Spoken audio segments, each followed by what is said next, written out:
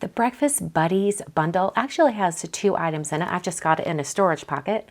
I've got the coordinating dies back here and then the 6x8 stamp set.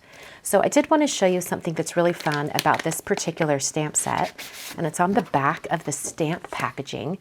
It actually gives you almost like a guide or a recipe for how you can build each one of these images. So as you can see here, you start with the individual pieces and then you kind of puzzle piece them together as you stamp. When you get to the final image, you can choose to put the little happy face and the arms and legs if you want. If not, you can omit those. You don't have to use those. In fact, when it comes to the dies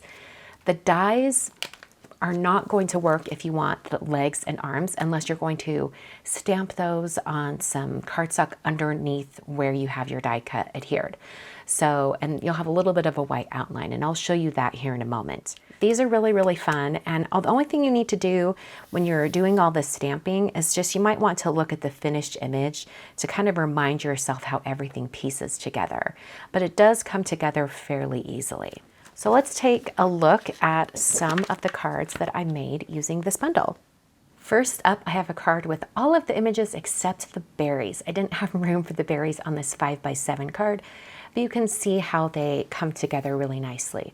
One thing I wanted to give you as far as a tip goes is that when it comes to stamping the egg, I found that using powder ink from Concord and Ninth was perfect. However, I did need to stamp off for the lightest layer. So I stamped on some scratch paper, removed the scratch paper, and then stamped directly onto my project. And that just gives it almost like a half tone, makes it just a little bit more pale.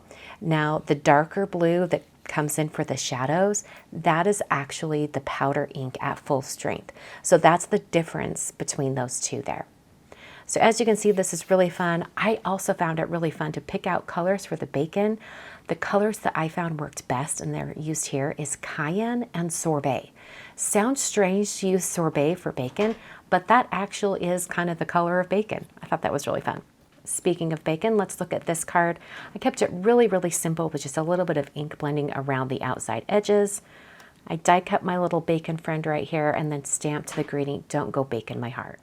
For my third card, I have the berries, and for this one, I stamped the strawberry mainly in poppy, and then the other pink strawberry, sometimes there are pink strawberries out there, I stamped in actually watermelon, which seemed wrong to use an ink named watermelon to stamp a strawberry, but you know, it all worked.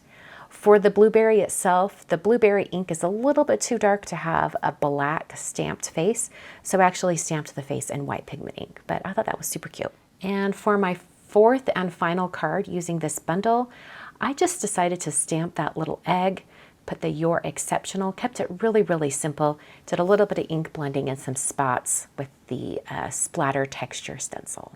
So this is the Breakfast Buddies stamps and dies. You can get them together in a bundle over at concordandninth.com. I think these are super cute, and this was sort of my answer to those of you who want images that can be colorful, but you don't want to color them yourself.